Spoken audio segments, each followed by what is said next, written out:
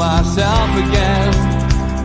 But it's the only way you're ever gonna learn. You look back and it's all in the past. I'm dwelling on the thoughts I cannot say to you. If I don't say the words, then maybe it's not. Good evening, welcome to NUFC Matters. And I am laughing because just before we set the music away, Keith says, God, we're slumming it tonight. And that's because we're joined by Stu Penman, who is... thank you, Stu, for filling in for Steve. Otherwise engaged. My pleasure. Happy to help out. But it is the three amigos with me, Mitch, Keith and Stu, taking you into your weekend with 2 hours of laughs, controversy, no doubt, and maybe a few exclusives. And always good to have a Friday night, slightly earlier tonight, as we've got things to do tonight. But it's great to have everyone in, and great to see so many people already tuned in as well. And I guess we've got to really start with the biggest talking point of the week, which of course is something that we've been looking forward to. It's the fixtures. And Newcastle United, we just really need to cover the first month, I guess, and look at Newcastle playing Nottingham Forest at home. Then we've got Brighton away, Man City, and then jam-packed month. We've got Wolves and we've got Liverpool in there as well. I mean, it's a good start, Mitch. For me, I don't think we'll be waiting until November to get our first win. You'd hope not. You'd certainly hope not. I think, again, we'll make much of the fixtures every year. Really, at the end of the day, you've got to play every team twice, and that's how it works. Though sometimes it is, for example, last year, looking at our run-in, when we got to Christmas and we were struggling, with points off the board and things like that, we're looking at that run-in thinking, oh my God, we're going to struggle here. Whereas I kind of look at the fixtures and how we're starting, how we're finishing, and obviously there's a very big difference with the festive period with the World Cup interruption in the middle of everything. I think we seem to have a little bit of a fairer run this year. I think our games are better spread out against certain teams. And I think if we can hit the ground running with an opening day win, which would be very nice, and then let's see what kind of momentum we can build in that first month. And I think that's just the way we've got to look at it. I suppose it's the way you should look at it every year. But playing Man City early on is probably not a bad time to play them. Gets another one of those games out the way.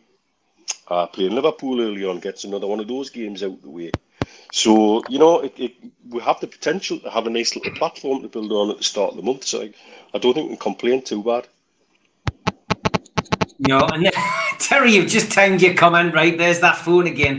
I think we've all either got to switch our phones off or mute our mics or something, lads. Has it went on again? Yeah, it's like that. It's like that rave track, Stu. I'm sure it is you. But whenever you come on, it's the only time. The only time we'll get it, and it's like that rave track that starts with the. If you're gonna play an hour game, you've got to play our rules. Now, just behave yourself, Ken. You might, you might be celebrity in the case here, but in here, you're nobody. Just good. Thanks, Terry. You keep them right, Terry. He's straight into the comment. And Mitch, just a quick one on the end of the season. And I mean, good to see Daz Curry's got the Armada ready. There'll be boats down the Thames again for the final game of the season. Yeah, fantastic. And again, it's something we do very well. When we're such a funny fan base in that sometimes getting to get organised is so difficult. But by God, when we do decide we're going to do something together, don't we do it right? And we do it in style. So yeah, that'll be fantastic. Last game of the season will be amazing. Yeah, fantastic stuff. Stu, just your views on the fixture list. Anything stand out? I always look for like Boxing Day and New Year's Day, hoping we're going to have a great home fixture. And I guess you'll be looking at potential games that you want to get over for. Yeah, well, most importantly, I was delighted that we had the fixture list on Thursday yesterday, because that means we were still in the Premier League, because for a long time, a majority of us thought that we wouldn't be. So it was a relief to see it and see our name there. I don't think we'll have to stress again for a long, long time to come. I was happy with what on paper is a good start for us. Forest are a promoted team. Yes, they'll have energy and everything else, but if anyone wants to play off final, they were you know, they were average at best. So I think the fixtures have worked out quite well for us. It's taking it. The one I look for it when we birthdays, and we've got Brentford away that day. So I don't know if I'll be flying into London for that. But I'll be there for the first home game of the season with a certain doctor in the top corner there. We'll be there for the Forest game. And possibly Christmas, but it's New Year's Eve, isn't it? The Christmas game. Was it Leeds, if I remember right? Yeah. So I don't know. But as Mitch said, you've got the Man City Liverpool early doors, but it could be a good time to play them as they're finding the feet. So we're quite happy with it. Can't complain at all. Yeah. Anything stand out for you, Keith? I mean, I think we'll get 15 points in end of August. That's the main thing. I think we'll be top of the league by the end of the month. I just can't say it's dropped a point in the first 5 games. I think it's set up for us really to just have people like Liverpool, Man City, come to Newcastle. But the bit that stood out with me was January to February. We got four games there against London teams. And you know, like if you look at the period, and then I don't know from memory, but I think the next away game after them London games, I think is in Southampton or somewhere down there. You know, it's some Bournemouth or something. I think it's in the. So you've got some mega like travelling to do then in the month of I think it's January. You don't see you know you've got 2 home games, but you've got a lot of travel. You know, I think there's 3 trips. Are like 500-mile round trips, you know, like consecutive. That's a lot of pull out, you know, for fans. But you know without people, there's that much demand for the tickets. The cost never seems to come into it. But as soon as I saw that, I thought, and then I looked. I thought, I wonder why they're all together. And then I looked. I counted up. There's 9 London teams in the Premier League this year. It's a lot, you know. 9 out of 20. It's a massive. I don't think there's ever been. Go on. I think I read this week somewhere that with the relegations and promotions we're going to be doing as a fan base an extra 324 miles this year. In total, if you total up the away travel. Because as I noticed that as well, Keith, you picked up on something I had picked up and I thought, bloody hell, January's going to be not kind to our fan base in any way, shape or form. And you're absolutely right, and it's a horrible time of year to travel as well.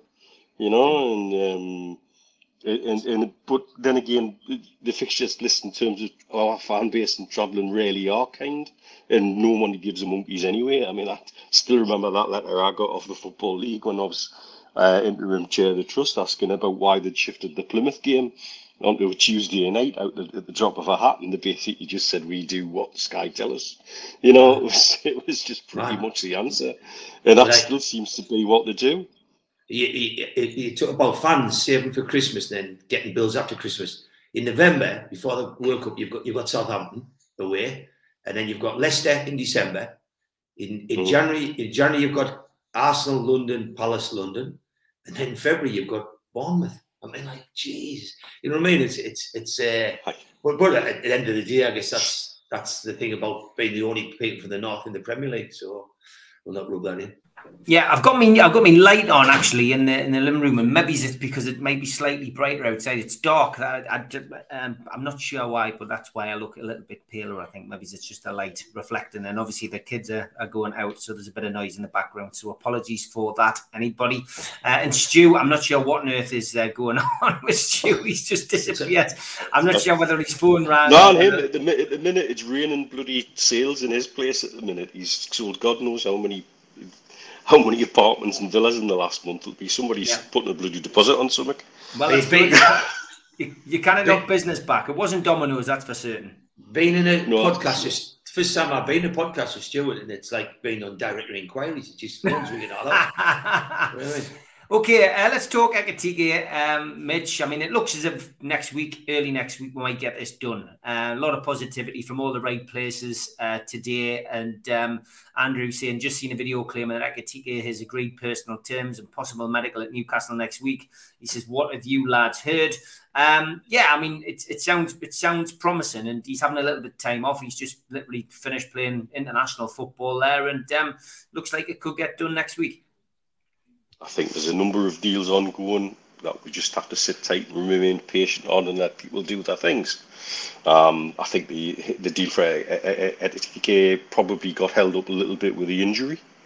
Probably made people have another little look at it and look at maybe how it was weighted and look at the player a little harder.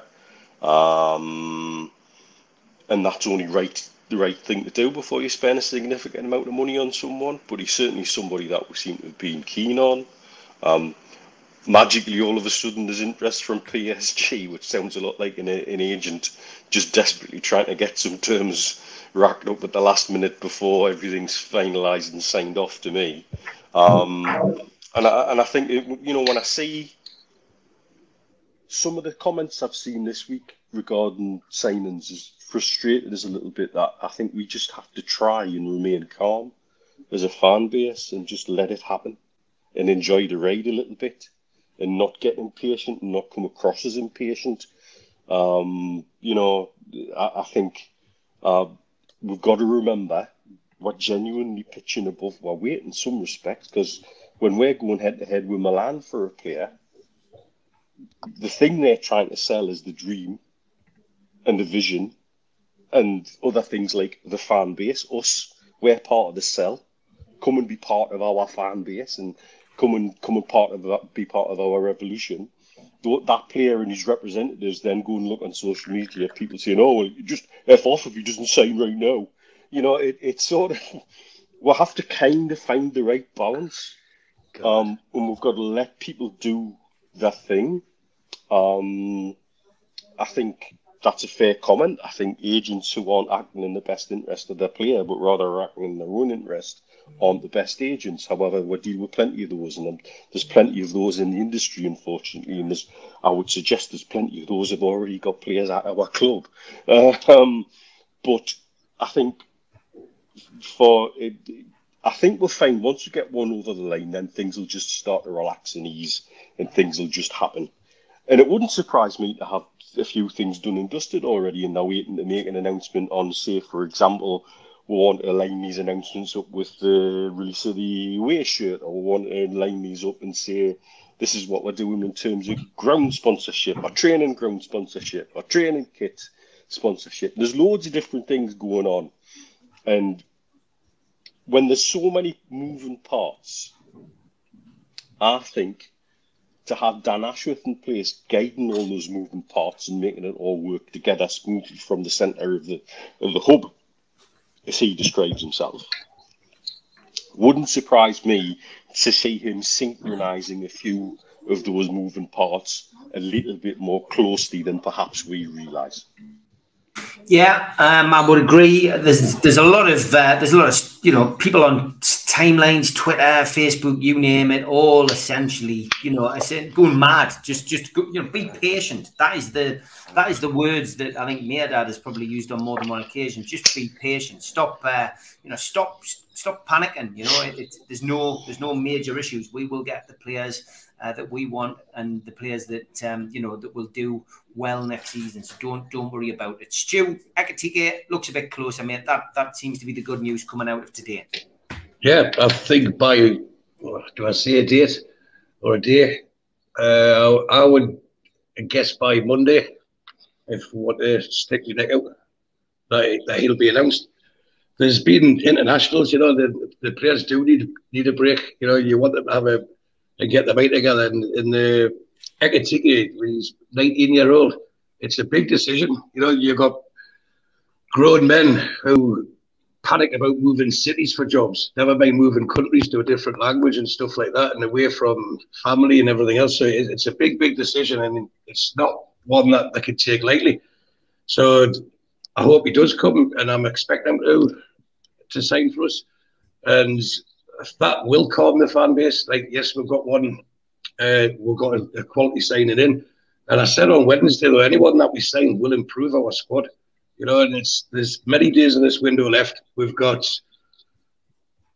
other teams, so you name the Chelseas, who else? Man United. None of these are signed players either. There's what you need is one good signing, and it'll be like a domino effect. That player will go to there, that player goes to there, and they start moving around again, and it'll happen.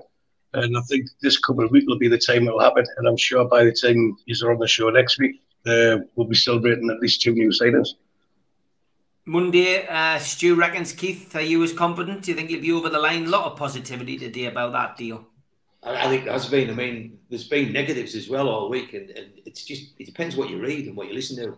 I was on Twitter this week, and one kid turned around and, like, he claims to be a Newcastle fan, and people say, he's just a macker, but he's sitting there, he's saying, well, if this Dan Ashworth's, all the best things in sliced bread, and why haven't we bid this, and why haven't we done that? And he's talking through how they should do the deals. Like, an average fan hasn't got a clue what deals we've put to people and how many times we've tried to be creative and do deals. But when you're talking about people like Botman, like it's clearly not as straightforward. It's clearly, it's clearly a big signing. And if they get them, all credit to them. But every time I read, somebody say, just move on. And I just think to myself, really, I can't believe you've watched people like Xavier play and things like that. And you've like seen us bring a new striker like Joselu, and might be canny lads, but what I'm saying is, when you get the chance to buy somebody that AC Milan's after, or when you get a chance to buy people that the room at Dortmund's after, just let the people do the job. And for me, I was one of the first people that spouted etiquette. Hugo. Hugo. Hi. Easy for you to say, Keith. I spouted him early last year, like in January, and was told by people over there that he was definitely coming. So where's he at now? He's apparently gone on holiday with a young'un who plays for PSG and a kid who plays for his own team. So he's away with 3 lads. They've got away on holiday, and they'll probably come back this weekend, like Stu says, turn up in Newcastle, sign, and to be honest, I think that's just 10 press people make the story up. I think what they're doing is they're getting an angle. They're putting a rumour out, and it fills the newspaper, and it gets fans, chewing on and wondering what's happening. But I think he'd be a cracking player. People compare him with Mbappe, and people over in France think he's like Thierry Henry. But the main thing is, it's the right age, and we're not going to get Nunes, them kind of people. We're not going to get £100 million strikers right now, because they're going to the big Champions League clubs. But we need to build up with young people, a young team. 2 or 3 years, you'll have dynamite coming through. So I'm chuffed a bit. And he is the one person I was praying they would sign. A lot of chat. Go on, Mitch. I was just going to say, is something was just as a fan base, we've forgotten under 14 years of Mike Ashley what it's like to deal with some of these international press and the international rumour mill. And you think Sky Sports are bad. And we're dealing with now the same kind of foreign press who whipped up storms about we're signing this one, that one. Sky Sports Italia was signing every other player in Italy at one stage during the Keegan years, and that'll come back around. Where the easiest go-to now to say, there's a player that wants to leave a club, but Newcastle are interested as well because they know who we are and who our owners are. And we forgot what it's to deal like. Also, sometimes getting your second choices actually works out for the better. I've seen a picture of Robbie Elliott with Lauren Roubaix today on Twitter. And if everybody remembers right, Lauren Roubaix was our second choice. He was second to Bolo Zenden. Yeah, it's funny. I was talking to my dad about all of this today. Who got the better end of that deal? At the end of the day. About the French players that we got in over the course of time. And it's when you sit and chat to somebody who knows exactly what you know, and you're just thinking, well, actually, we did really well. Graham Carr, for all his, all the negativity surrounding him because of his relationship with the previous owner and his sidekick, pretty much did a really good job out there, and got some great players in, some on loan, some permanent deals.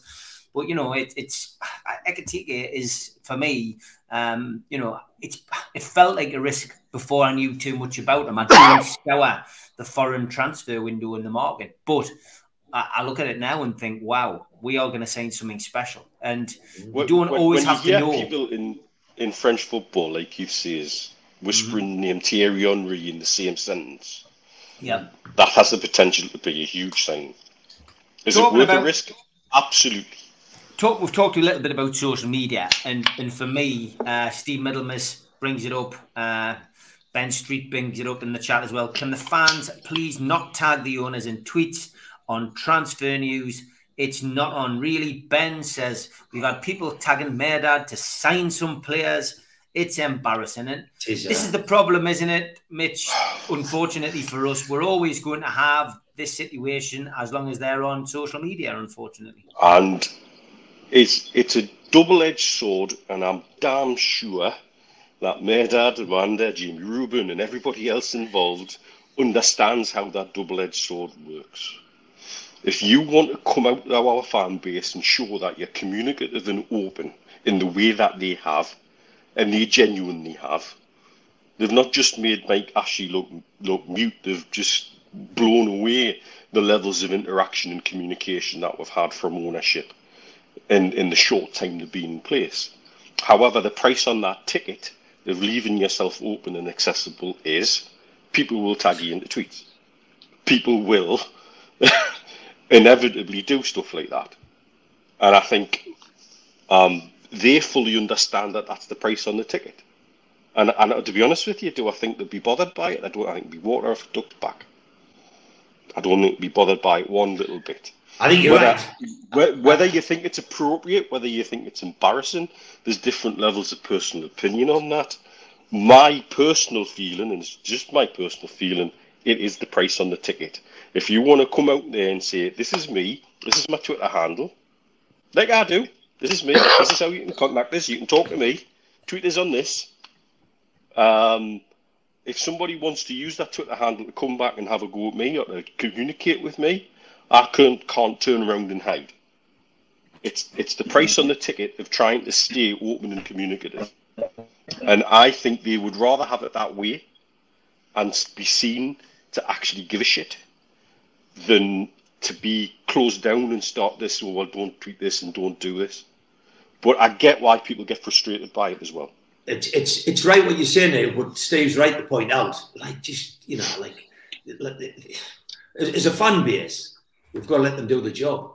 We've got to stop thinking we playing FIFA manager, and we've got to stop assuming that they bring a guy in a Dan Ashworth's quality and he doesn't know what he's doing and he hasn't tried all the different ways of doing a deal. Because it's just as a fan base, we've got a lot to learn, Keith. It's tiresome. Well, learning curve as a fan base is this now.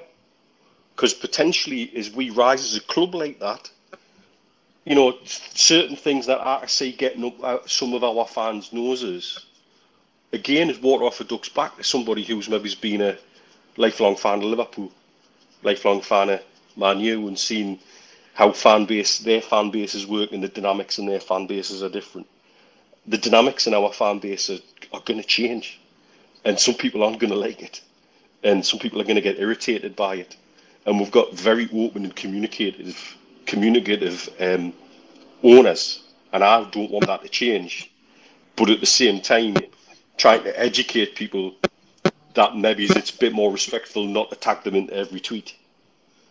That's a thing that'll just happen in time. It's just got to come in time. You know what's funny though? I was just going to say, all tagging the owners in and stuff, but I'm sure they read some, but they're not obliged to read any of them or all of them, you know. But you can imagine Merdad just looking at his phone and go, "Oh, Bob from South Shields says I should sign someone. There's an idea. Let's bring the rest of them in and tell them, you know, they know what they're doing." It's like, what sort of effect do you think it's going to have? But they are open and they do good publicity because it's PR for them more than anything else, in my opinion. You know, like inviting people who had weddings and stuff like that, and they've sent well wishes to people who've needed them. And it's fantastic, and they utilise it in the right way. So I'm in agreement with Mitch that they're going to have to take the rough with the smooth. But at the moment, there's far more smooth than rough. And it looks like it'll continue that way. But it is embarrassing when you think, okay, they're going to reply to me, and you think they're going to tell me directly, exactly, no, you're right, we'll be doing this. Thanks for your update. Or maybe it's just a job offer or something. They're after a job with them. I don't know, but it is embarrassing when you see it. It's cringeworthy more than anything else. It's like, oh, come on, man. They're not really going to reply, or they're not really going to take any notice. They've got busy lives, and at the moment they're doing an incredible job with limited experience, bringing the right people in for the experience. See, they're candles, you know. Do you know what I thought they were? I thought they were plaster casts of Pickford's Hobbs. I thought it was Keith's throne that he got presented with for writing a letter. he looks like without Emperor Ming, without the beard, sitting there, doesn't he? Thanks, Steve Bennett. Thanks for keeping the feng shui correct. Steve Bennett. Keith, it is just part and parcel of social media. We know more than any, our little crew on here. We get our fair share of stick. It's crazy though, isn't it? Hearing this bloody, and seeing it, get some players, and why haven't you started buying anybody, etc. It's crazy. Oh, hold on. Is this the Oh, lads. Oh, you know what's on? I'm all right. You just missed the winner. Who won? What is Steve? They went past so fast, I couldn't tell you. If you wait the next race, there'll be another one. Don't worry. I'll tell you in a minute when it comes up. All right. Well, Steve, if you can just come, I'll be on that one. If you can come back in about an hour, mate, we're going to all laugh at you. Get laughed at anyway. Just so you know, Aaron. Yeah, well, it looks that's good. Scott. There in the background.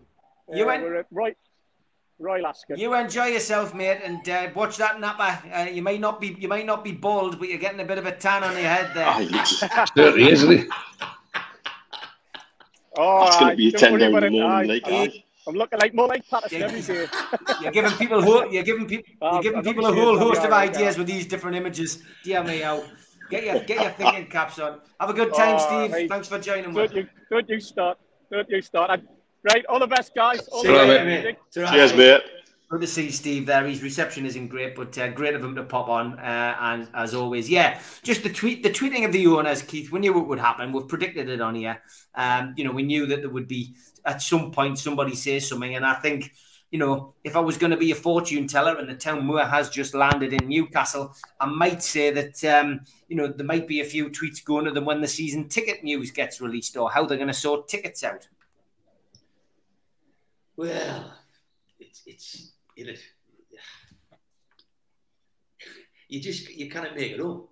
They've got to. If the season tickets, I mean, I know everyone's screaming for them, but they'll just make an announcement. They'll come on in a week or so's time. They'll just say, right, tickets are on sale tomorrow, and first in, first serve. And that's all that's going to happen. And there's going to be some disappointed people. I think there's going to be more season tickets go on sale than what we think. I think there'll be in the region of 12,000 season tickets, because I don't think all those tickets that were reallocated have been sold, and I don't think the people who got duplicates have been allowed to buy them. So, and they're going to go to the owners. I mean, that's what ticket officers are there for. That's what recorded messages are there for. But I was talking to Johnny Allen today, and he said he'll get a flash or come through as soon as they announce something. And I think that's all we've got to do. Just wait and do that. But there's a lot of people waiting for a ticket. And a lot of people are going to be disappointed. But best of luck to those people who kept the tickets right the way through and put up with 14-year trudgery, because, they deserve the tickets. I mean, like you, Steve, will sit there and say, I'm not even worried, I'm not even bothered. But look, I came so close. I came so close to chucking mine in. I stopped going to away games because of my kids, but for me, I came very close to it. And we had three 10-year deals. The closest we got to it was my dad chucked his ticket and then came back a year later, and went on a different deal, and he got a pensioners deal. But we're lucky we got our 3 seats together. But I came out and said people should, if they're not happy, they should chuck their tickets in, and a lot of people did. But it's down to personal choice. I decided to keep my ticket going, and I was going backwards and forwards to Dunson, and it's just one of those things that you make a decision. I decided that my relationship with the club would always be there, and that Mike Ashley one day would go. And luckily that was my mindset, and I hated it. My dad and me probably, we've chatted. We've been here for about an hour and a half today. We've had a good old natter, and we're saying, God, it's like. Now it's like a workout going to the match, because you're up and down, like getting up every time there's an attack. He says we're literally sat for 10 years with our hands on our knees, freezing cold in the winter, almost like frozen to the chair like that. It's just crazy. It's a different club, and just keeping on the subject of the tweets, we should just be happy, lads. You know, and that's everybody on this program and this forum and Friday night show especially. I think most of us are all, you know, that way inclined. We're a certain generation, a certain demographic, I think, who watches this show. And I think we've all been there, done it, got the T-shirt. We've all watched rubbish. We know what real rubbish is, and we're ready for what the new owners are going to give us. But maybe slightly younger supporters aren't as patient. I can understand that. That's their prerogative. But let's crack on with one of our regular segments. It's time for the favourite music or the music you hate the most. So put your fingers in your ears or turn your TV up.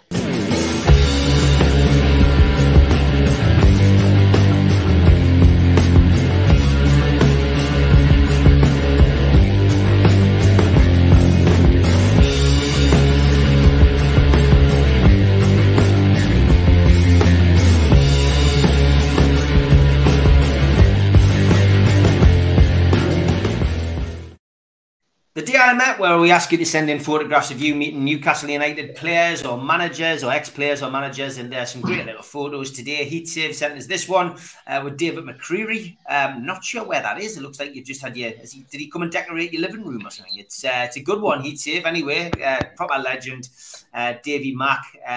Little story about Davy Mack, actually. When I was a kid, 1984, I went to watch Newcastle play Gateshead at Gateshead Stadium, and it was at the end of the season. Newcastle had been promoted, and I was waiting with my dad outside the home dressing room at Gateshead, the away dressing room, sorry, to get autographs for the players. And David McCreary actually came out that day and went, "All right, John," to my dad. Well, of course, my dad's name's John. I was over the moon thinking my dad knew a Newcastle United footballer. It wasn't until years later that I recalled the story to my dad and said, "You know, I'm just amazed that you knew David McCreary back then." He says, "I didn't know David McCreary." And I thought, oh, I don't believe it. It's because Irish people, of course, when they speak to somebody they don't know, call them John. So for years I grew up thinking that my dad knew David McCreary, when in fact he didn't have a clue who, you know, David McCreary didn't have a clue who my dad was. Anyway, that lad on there, it's Craig Best from Heat Save. He fits them log burners. That's what he does. He'll be doing a job with you. Right. Well, there we go. So there even a bit of inside information on what he was up to. This one from Tom England, met Shearer in 11s, Gareth Bale's bar in Cardiff. Who would have thought? Meet my idol near to where I live. There we go. Good stuff. Thank you for that one. And this one from John. He says, I met this legend just after the takeover. Classic. Thanks for that, John. Nice of you to send that one. I knew Keith would enjoy that. Neil Davison, he's in the building. He was there when Matty Target arrived back at the club to sign, which was fantastic. So thanks for that one, Neil. And last but by no means least, this one from Andrew. Just met Warm Andy at King's Cross. Thank you, Andrew, for that one. Absolutely brilliant. Keep them coming in. Send them to me. Send them to one of the lads. And we will troll through them and get the best up next week.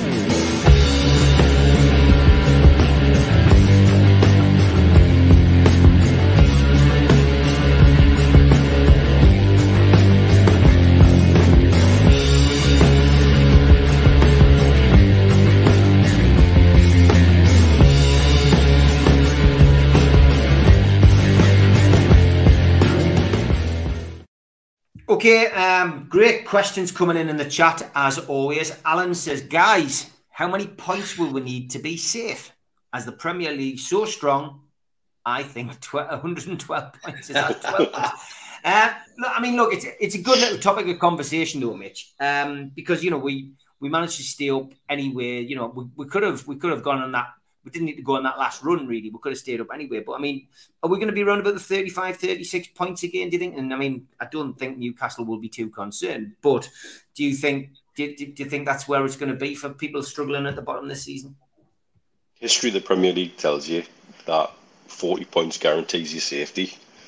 And that if you're above 35 points, you've got a good chance of staying up. You get the odd outlier year where something like 37, 38 takes you down. But I think that's been twice. So I think statistically, that seems to be the pitching point. Is if you can get past 36 points, you're usually going to be pretty safe. Everybody uses 40 as their marker. They know, yeah, okay, we hit that. We're definitely going to be safe. The only twist this year is this break in the middle of the season for the World Cup. Is it 6 weeks? Good question. I think it is. No, it's just over 4. Or is it 4? 5. 4.5. Maximum 5, yeah. Yeah. Either way, that might change some dynamics for some clubs after the World Cup. If you lose players, or if players come back with it, and they're not happy and they don't click again straight away, they don't get back to pace straight away. So that's the only random thing that we've got this year, and it's quite unusual. It's quite unusual to have a mid-season break of any kind, but particularly for an international tournament, which is high stakes and is going to take a lot of big name players away from the clubs for a period of time. So I think could that have an effect at the end of the season? Yes, it could. Is it going to affect the amount of points you're going to need? History would tell we're not, though. And that's usually, the 40 points to be sure, and if you've got over 36, you're likely to be safe, is year in, year out seems to be a reasonable marker.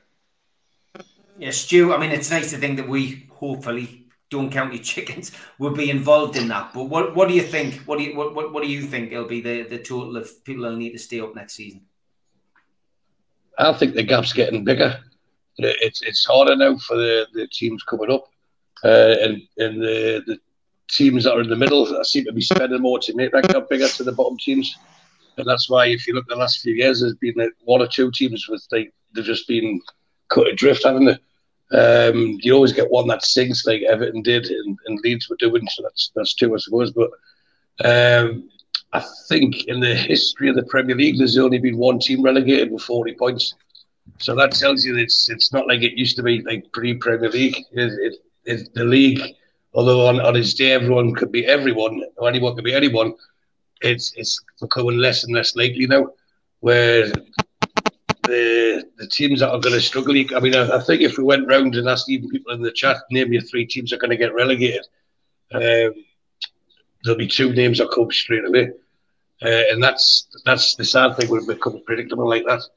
The key to staying up, I think, is having the points on the board early for the teams that will be down there. We did fantastically well on the run after Christmas and the New Year. And I think we all knew that come the start of April that we were just about safe. We were talking about one more win to go and at the time I think we had about 33 points. So if you're looking at the market, I think anything above 35 this season, you'd be very, very unlucky to get relegated. Yeah, I would agree as well. It is getting more of a gap down there, and I think that spills over from the Championship, Keith, doesn't it? The Championship now is like becoming a bit like the Scottish Premier League. The fact that Mitrovic can go down there and get goal scoring records is mental. It is. I mean, the Championship's still one of the hardest leagues in the world to get out of. And I was talking to people last night about how strong that is, and teams like Blackburn like nearly also runs. But when you put the parachute payments to teams going down, and you put managers in like Vincent Kompany into Burnley with parachute payments, they really, you've got to get back up, you've got to bounce back up. But like Stuart's, cleverly points out, when I look at the teams, you look at Forest, Fulham, and Bournemouth, and then you sit there, and I know people jump on his head, but I think Southampton and Brentford will join them, and I think the bottom 3 will come out of them 5. And the reason being is Brentford's going to lose Ericsson. It's going to be a big tough. But that middle of the table, what Stu's talking about, you've got teams like Brighton, who Dan Ashford set them very well, thanks very much. When you can lose Dan Burn out your centre-halves and still have a good, defensive pairing at the back, it tells you the strength and depth they've had in the past. And you look at Brighton, you look at the money that Aston Villa's spent. Aston Villa's spent a lot of money. And I seriously, unless there is a takeover, unless there's some big money spent, I don't see Everton getting anywhere near. I think Everton will be bottom half again next year, because I think the club's knackered. I think the club's knackered financially. But when you look at the people that comes up, you look at Forest, and I mean, I'm not trying to make a run from your back and see who could get turned over on the first game off it, but someone like Notts Forest comes up and they having a go. They're bringing Henderson in a goal by the looks of things. And when you see these people, you think, how do they manage that gap? Because they've more or less got to try and get just behind the likes of Villa and Brighton, Crystal Palace. Palace has spent a lot of money and they've got a good manager. And they're teams that would have been in the mix years ago, but no, they're not. And the league, more than ever, is that cartel top six. There's the middle and there's the bottom. And then we're probably the only team that's going to meander our way through all that. But it's the money differences for Champions League. When you can get 100 million for just playing in the Champions League, the gap is getting too big, and the money's made it too. The amount of sponsorship these teams get, the amount of advertising they get, just dwarfs anything. So when a player comes up and they can buy somebody 80 million down and add on payments take over 100 million, you come out of the leagues of the Brentfords, and you come out of the leagues of the Notts Forests and the Fulhams, whoever. And I'm not being funny. Steve's just did a good point. If Mitrovic has gone down, broke all them records down there, good on him. I'm pleased for him. I'm pleased the lad's done well. But he ain't the top Premier League striker. No matter what anybody says. I just don't think he's going to come up and I think, if they've got to hang the hat on Mitrovic next year, I think they'll struggle. I really do. But I think there's 3 leagues now, Steve. I think there's the bottom 5, 6. I think there's the middle, 9, and then there's the top 7. Yeah, Michael Gus. That's 22. He says Keith Sunderland managed to get out of the Championship very easily. Yeah, they did. Didn't waste much time, did they? Straight down, then couldn't get back in it. Good one. Okay, next point to go through is this one. Goalkeeper situation. Steve Robinson, afternoon lads. What's your thoughts on these rumours about a new goalkeeper? Are Newcastle looking to improve on Dubravka or competition? Great question. I think there was somebody else asked as well. Yeah, Martin. Hi, Martin from Loaded. Give them a subscription. Afternoon lads. How hope everyone is good and Mitch is on the mend. Yes. Thoughts on goalkeepers, and is Pope any better than Dubravka? It's interesting. We're linked with Dean Henderson. He's not coming now. He's going to go to Forest by the looks of it. But we then got, linked with the West Ham goalkeeper this week. But now Pope seems to be the favourite from Burnley, Mitch. And I think really they're doing the sensible thing. They're trying to get a Premiership class goalkeeper who will be competition for Dubravka. But I wholeheartedly think Dubravka will be number 1 next season. Very much on the mend, thanks. I think that's exactly what we need. We need somebody to push Dubravka to get the best out of Dubravka. I don't think they're unhappy with Dubravka. I just think he needs more of a challenge. And I would be comfortable going into next season with Dubravka as my number 1 if he's being challenged and kept on his toes by a very good, competent number 2. Would I also be happy with a direct improvement over Dubravka? Yes, of course I would. If we're going to improve anybody in the team, everybody's up potentially to be replaced. But I think in reality, how we use our money, in the minute Man U were talking silly money, even for a loan fee for Henderson, that was just a waste of cash. We've got better priorities to spend my money on. I see we're being linked with Pope at Burnley quite heavily at the moment now. That's not one that necessarily excites me personally. I saw quite a bit of Pope last season, and I wasn't always impressed with what I saw. But I don't know if I looked at him that closely personally. So am I really just making an opinion on a couple of bad games that I saw? Very possibly, But certainly, I think Dubravka needs more of a challenge than what's there at the moment, and that's my thinking. Is where's that going to come from, and if we can get it in a very cost-effective or efficient way, and I'm sure it'll be something that they're going to be looking at. Yes, Stu, the goalkeeping situation is one which, I think we're all happy with. I think Dubravka is certainly, for the time being, good enough to be Newcastle United's number 1. I think we also, last season, and previous seasons, once we got back in the Premier League, Woodman, Darlow, not quite Premier League class. So we do need somebody that is backup. Would Pope float your boat? Yes and no. I'm happy with Dubravka, but regarding Pope, he's got aspirations to go to the World Cup. So unless he's guaranteed a starting position would he take that risk of trying to dislodge, to take the gloves off Dubravka? So Pope is a decent keeper, but is he levels above Dubravka? I don't think he is. So I think if we're going to get a goalkeeper, it'll be probably someone that we haven't heard of or isn't that well known, coming in from overseas, where you get value as well. If you're paying premiums for English keepers, aren't you? Now, like Ramsdale's and Pope. So I know he's only got 1 year left on his contract, but like I said, the most pertinent thing in his mind at the moment will be the World Cup start in November, and he wants to be in the squad. And comes to Newcastle, doesn't start. There's not many months to actually force his way into the Newcastle team, let alone the England squad. So unless they bring them to replace Dubravka, I can't see him coming. But that's just my opinion on the outlook of how he would look at it.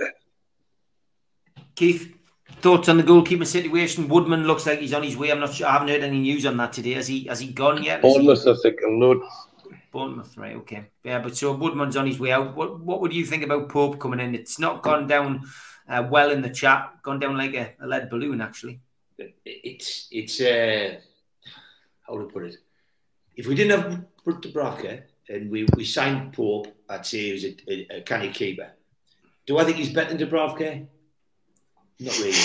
I think Dubravka, not only he was the difference when he come back. He was the difference when he came back off that injury, and there was lots of rumours he was in a bad way. He came back, and to me, he's one of the big differences that why our form changed everything. I think he made a difference. I heard the same about Henderson. People said about Henderson that he did well at Sheffield United, but he was battered, so he had a lot of good shot stopping. But a lot of people said last year, as Mitch pointed out, Pope struggled. He had some bad games, and some of them games when Burnley had to turn the results that went down over, people said that Pope wasn't on his game. So go to Stewart's conversation. If he needs guarantees he's going to play, I don't think he is that much better, or I don't think he is even better than Dubravka. So yes, I definitely think the goalkeeper's weak, and when you get rid of the Gillespies, the Darlows, and the Woodmans, you need a good kid coming through, a real young kid as number 3, and you know the keeper. But the people who talk about this, there's a lot of interest in Areola from PSG, who West Ham's thought they'd got it done and dusted. And again, he's a steady set of gloves, isn't he? So he's played at the top end. He's a top keeper, and you could see him coming in until they nurture a good kid on that could move them both out the way. You could say Dubravka number 1, and then someone like Areola. But the other keeper that I've heard about is the Sanchez, the Spanish lad at Brighton. And with the Dan Ashworth, I thought we might have got him. I thought that might have been a deal worth doing, because a lot of people rave about him. They think he's really good, and he is capable of becoming number 1. But for me, I'm not too sure that bringing Pope in would get number 1. You know what I mean? And Stu's saying, well, would he come without assurances? He certainly doesn't deserve assurances that he'll play ahead of Dubravka week in, week out. Agreed. I don't think anybody will be brought in with a promise you will play every game. I think anybody coming in to that dressing room will be told you're fighting for your place every week in training. But the point I'm making is, if you're going like for like, or they're on the level, there's not much between them, that could unsettle the dressing room as well. No, because Dubravka's popular in there, and they think, well, hang on, if you're bringing a superstar in, then I can understand, but you're bringing someone in who I think I'm better than. Yes, it's healthy competition, but it can also be unhealthy competition as well, unless he's streets ahead, and Pope isn't streets ahead of Dubravka. The advantage of looking at Pope, is obviously Burnley's financial situation. And that might give you an edge to get somebody like him in at good value. The question is he better at crosses? Hey. He's here all weekend. Get that in. I'm here all weekend. It's isolation does this to you. I've been talking to the telly today. Mark Byers just put a good point on there, because he said the lad at Sanchez at Brighton, Mark Byers just put it on the screen and said he is renowned for being good at playing out. He's good on the floor, and that's where people say he's exceptional, playing the ball on the floor. And that is supposedly something that Eddie Howe wants. Eddie Howe's, you know, that's supposed to be his style of play. And the story you get is Eddie Howe's big on wing backs and he wants a keeper who can play it out from the back. So I thought when Ash would come in, Sanchez would have been someone who would have touted, but I don't know. The year these rumors of Pope 40 million, he's not a £40 million keeper for me. No, definitely not. A couple of questions for you, Mitch. What shirt is that? It's an Adidas training top. It's got like a blank bit where a sponsor should be and a blank bit where a badge should be, but it's basically it's a part of Adidas's training range. Terry Armstrong says, when was the last time you had the most hair in the room? I was thinking that before. It's a good question. And careful, we answer that one. Andrew says, can you move the candles, Keith, please? They're getting on me wick. Hey. But it's a joke, Keith, man. It's a joke. It's a joke. He's moving them. He's had enough. There you are. Classic. Absolute classic. Okay, the season ticket thing won't go away, guys. It won't go away. He has moved them as well. He has moved them. Mitch, what do you think of the season ticket situation? There's been no news as far as I know, and I believe there's 35,000, not heard that made, on the waiting list for 12,000 tickets. I don't know where you got the stats from, Alan. Not disagreeing with you at all. So I'm not doing any research into how many there is. I'm not sure how anybody would know.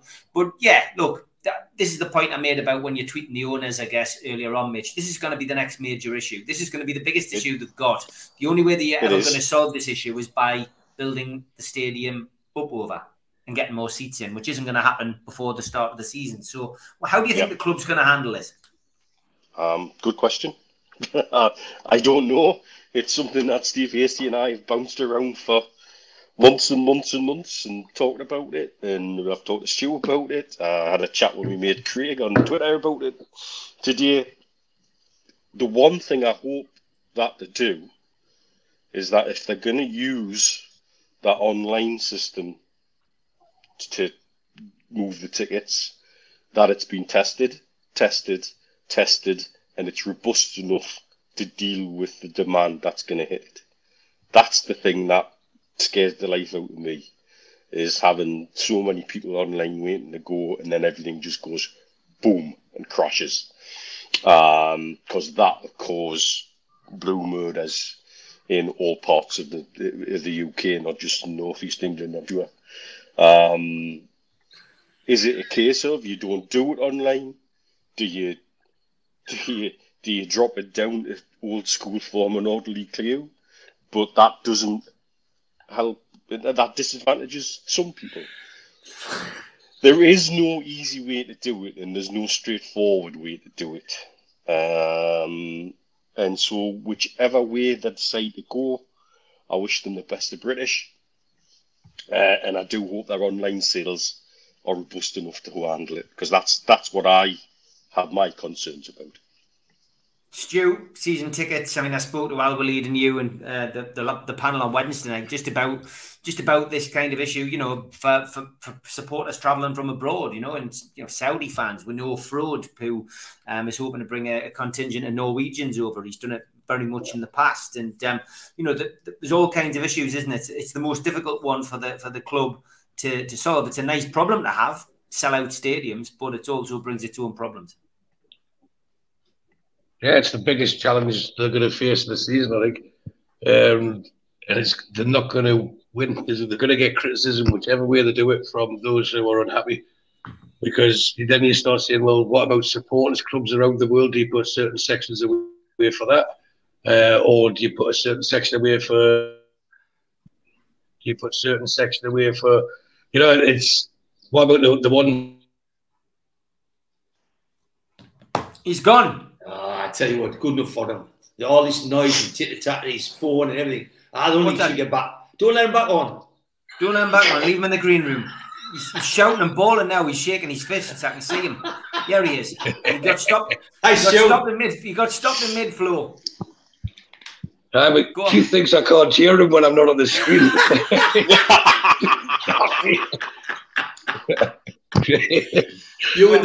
I'll just... Go on. You're in the pick-on seat, man. Yes, he's not there. You've got to pull. That's sorry. I'm really worried by you. Keep it frightens us. So I'll keep my distance. Just to summarise, they will get criticism, and they're going to have to take it. There isn't an easy fix to this. There isn't a solution.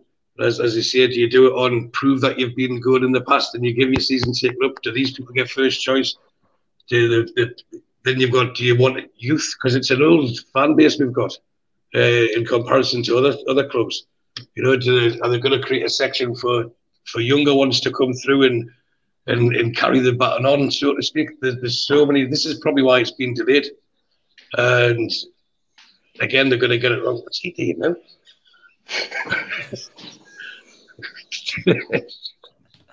Classic. He's doing the picture down now. Brilliant. Okay, go on, keep going, Stu. Are you all right there, Keith? No, they've told us to move the picture now. They've said move the cap. There's been about 12 tweets on here about candles. And you know the candle one was a joke, but it said wick. I know that, but I'm allergic to candles. My last birthday was that many. I was on 2 hours blowing them out. Yay! Yeah, they set the fire brigade run, didn't it? So finish off, Stu. Finish off. Right. No, so I'll just have to repeat that. I don't think there's a right way to do it, because it's the most contentious issue they've got to handle. And to me, probably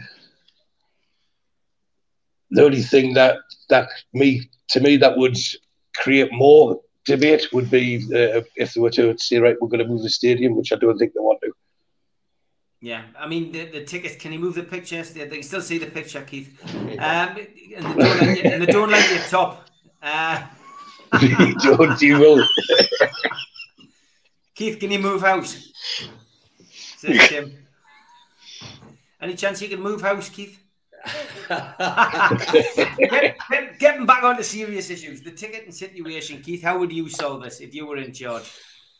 I would reward them that's stuck with it, you know, and make sure they get what they get and get them sorted out first, and then the rest, I just make it a free for all. There will always be tickets for sale, and there'll always be a way to get into the ground, you know, by crook. But when you've got X number of tickets to go, you've got to retain some for public sale. But when you've got X number of tickets to go, you've got to put them up there. And yeah, there'll be people that's been waiting. I mean, think about it. People saying there's 35,000 on the wait list. You know, I respect that. And then a little bit of us doesn't, because there was no waiting list when Mike Ashley was there. You know what I mean? There's always been to season tickets. So if there's a waiting list, it's since we knew that the Saudis were coming in. You know, if there's any waiting list. So for me, you know, yes, it's kicked off. Yes, these people will react and will build a bigger stadium if they've got to. But I'm one of those romantics that hope you can, you know, take it down 6 meters and add on and all the rest of it. You know what I mean? I'm hoping that people in the night go and move Elise's terrace and things like that. I just want to see that expanded. But, you know, which way, how, whether they turn the pitch. If anyone can do it, these people are doing it. If there's any fancy scheme in there, they'll come up with it and do it. But if the rumours you hear is the training grounds will be ready for the start of the new season. You know, and it's phenomenal that they've got people that, you know, apparently working in there, but, you know, crashing that through, and they say it's going to be really, really good. So for me, it's just got to be the only way it can be fair is if it's just they announce it, right, from next week, they're all going on sale, first come, first served, and it's a challenge, but they can't win, can they? They cannot get one for everybody. No, it's impossible, Keith, and that's the problem. It is, you're always going to have disappointing supporters. I think somebody made a suggestion about doing a fan zone outside the ground. I think, you know, that could, you know, I know that they've got one down at the Centre for Life now. They're looking to do something big next season. But yeah, it's difficult. It'll be interesting to see how they tackle it. I just think again, people need to be fair to the guys, and I'm reading these messages as well, Keith. They don't like the radiator colour. They don't like the top. They don't like. the radiator covers getting on the tits. To be honest, I think Steve Hastie's. I think he's coordinating this from Ascot. I think he's getting his own back. All right, here we go, lads. Tweet of the week.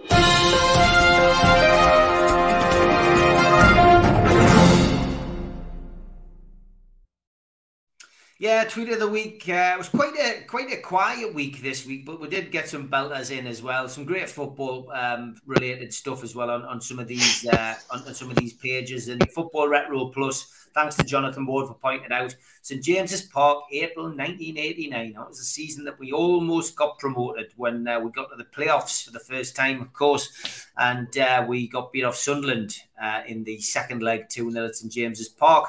That was the season after. 89-90 this one, I think. Yeah, well, this is April. Yeah, so that's the end of the season. Yeah, but 88-89, is that the relegation season? So that's the same era though, isn't it? So it's it's a great photograph, that fantastic picture, and thanks for sharing that with us. This one was from T-Tank, and I've got to go to this picture just so I can read it. Mr. Dodd, we try our best to please all of our customers, but we're unable to give you the odds on a dragon flying over St James's Park during the first game of the season. Dragons are mythical animals, and this request is totally impossible. If you have any other requests, please let us know, the Sky Bet team. Okay, not a problem, he says. Could you please give me odds on Sunderland gaining automatic promotion next season? Sky then replied, Mr. Dodd, please, could you let me know what colour dragon you would like the odds based on? So, bit long-winded, but it was funny. I get it. It was good. This one from Gav. He says, in the Metro Centre, there's a Harrods there. He says, in Phoenix. No the wonder that Target's last was won over. Yeah, of course. Harrods is now opening up in the Metro Centre, which is fantastic. Another blast from the past. Yeah, I love this photograph. And if you get to that nostalgia Twitter account, they've got some great photos on there, and every now and then Newcastle one comes up. I love what they've done with it. They've actually enhanced that photograph. It almost looks 3D. Might do on some people's TV screens, but I think it's just great picture, great image, and great days 1982. Thanks to John Burton for including us in this. He says, best NUFC YouTube channels for me are in no particular order, and gave quite a few familiar faces a shout, including our good friends at Loaded. So thank you for that. Always nice to get a little bit of recognition. Yes, I totally agree with this one, Ian. In the words of Elvis Presley, I completely agree with his views on Love Island, mate, 100%. This one was interesting as well. TalkSport, I mean, it is clickbait central, as we know, but Jim White and Simon Jordan were having a conversation this week. White said Newcastle will make the top 6. Jordan says, I'll have £1,000 with you. Let's have a bet on it. And White said, okay, let's do it. £1,000 says Newcastle will make the top 6. Jim makes a huge bet with Simon that Newcastle fans will enjoy, and that is Newcastle will finish in the top 6. Well, interesting. It is clickbait central, but we will see. Nice to see Jim White still supporting us. Ross Gregory was completely underwhelmed with the fixture list release. He said fixture release almost as overhyped as deadline day. Teams will still play each other twice, and the majority of Premier League games will be switched for TV anyhow. Bah humbug, he said. Well said, mate. And you can catch him on a Tuesday. Wayne Bennett, he says, when you let Pogba go for free and sign him for 90 million, then let him go again for free. It's probably best to keep quiet on Liverpool's astute transfer business. Just a thought to Wayne Bennett in response to the criticism coming out of Manchester United about what Liverpool do in the transfer market. And this one was from Chris Hall. He says, surely he could have done this at the pit heap at the rising sun. As we see Alan St. Maximin working very hard this pre-season, running up and down a hill somewhere, maybe he's in the sunny Riviera. So thank you for sending us that. This one, Wayne Bennett again, he says, hi Keith, me and Big Mike are thinking of joining up against Derby. Any chance he could write one of your letters, thingies to get the takeover approved? Those of you who will have watched Wednesday's show will have heard the references to cheese. So we've got this one from Albert, the big cheese, Stu Penman. Very good. Thanks for that, Albert. Plenty more of him to come a little bit later. And this one, Scooby-Doo, always a classic. Brilliant. Fred and Daphne and Shaggy, can you name one of Africa's big 5 animals? Rhino. I know you do, Scooby, but it's not your turn. Very good. And this one from Ian again. Why science teachers should not be given playground duty. Very clever, that one. Very, very good. Those of a certain vintage will enjoy that one, I would say. And I like this one as well from Mikel. So NUFC Twitter, Norwegian band Pellicat had just released a song called The Ballad of Faustino Aspria. And if it isn't your new summer anthem, you don't know. I don't know what's wrong with you. So give Mikel a follow on Twitter and go and listen to it. It's on YouTube anyway. They'll just type in The Ballad of Faustino Aspria. Looking forward to hearing what everybody thinks of that one. Following on from England's disastrous few games, Gareth Southgate wears a helmet on his peloton, said Rob, which I did giggle at. And then this one from Wayne Bennett says, if Gareth Southgate was a meal deal. Yeah. Water, plain ham and plain crisps. He summed it up. This one was from Northern Rock. It says, there's no truth in the rumour that Dan Ashworth was going to give Ekatike a lift home from the under-21s game and drop him into McDonald's on the way as a sweetener, but the McFlurry machine was broken and the deal is off. It's just a satirical and sarcastic look at the way our fan base goes on Twitter sometimes with the transfer window. And that one, yes, I'm going to squeeze that one in because that was the day I met. And Heat Save had also sent this one, Peter Jackson in Sapporo. So thank you for that one as well. I did mean to stick that in the day I met. But that is the end of Tweet of the Week. Anything you see on Twitter, send it over to one of the lads and we will endeavour to get it on the show.